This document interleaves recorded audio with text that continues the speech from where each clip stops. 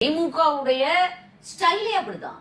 திமுகவுடைய ஸ்டைல், தங்க நிர்வாகிகள் எப்பேற்பட்ட அயோக்கியனாக இருந்தாலும், எவ்வளவு கொடூரமான செயல்களை புரிந்திருந்தாலும், பெண்களுக்கு எதிரான குற்றங்களை பண்ணாலும் அதை சாதாரணமா கடந்து போறது. அதை அப்படியே காட்டிக்காம அவங்க சொல்லவே சொல்லாம வெளியில அவர்களை காப்பாற்றி இப்ப அந்த தெய்வ செயலுக்கு எதிராக இருந்த அந்த பொண்ண அந்த பெண் மேல தவறு மாதிரி போலீஸே சித்தரிக்கிறாங்க. திமுக அந்த பெண் இதுக்கு அந்த ஒரு போராட்டம் அந்த செயலை குறித்து அரக்கோணத்துல அதுக்கு அறிவிச்சிருக்காங்க. இது என்ன அக்கிரமமா இருக்கு? குற்றம் சாட்டப்பட்டது, குற்றம் புரிந்தது உங்கள் நிர்வாகி. அந்த பெண்ணுக்கு ஆதரவா பேசிருக்கணும். நீங்க இல்லைன்னா பேசாமலாவது இருந்திருக்கணும். நீங்களே போராட்டம் பண்றீங்கன்னா இது யாரை ஏமாத்துறதுக்கான செயல்? ஊரை ஏமாத்துறது. இப்படியே ஏமாற்றி ஏமாற்றி ஏமாற்றி 10 வருடம் கழித்து எத்தனை வருடங்கள் மக்கள் திருந்தி இருப்பாங்கன்னு நினைச்சுக்கிட்டு ஆட்சிக்கு வர வச்சாலும், ஆட்சி பொறுப்பை கொடுத்தாலும் நாங்க திருந்தவே மாட்டோங்கிறத திமுக சரியா நிரூபிச்சு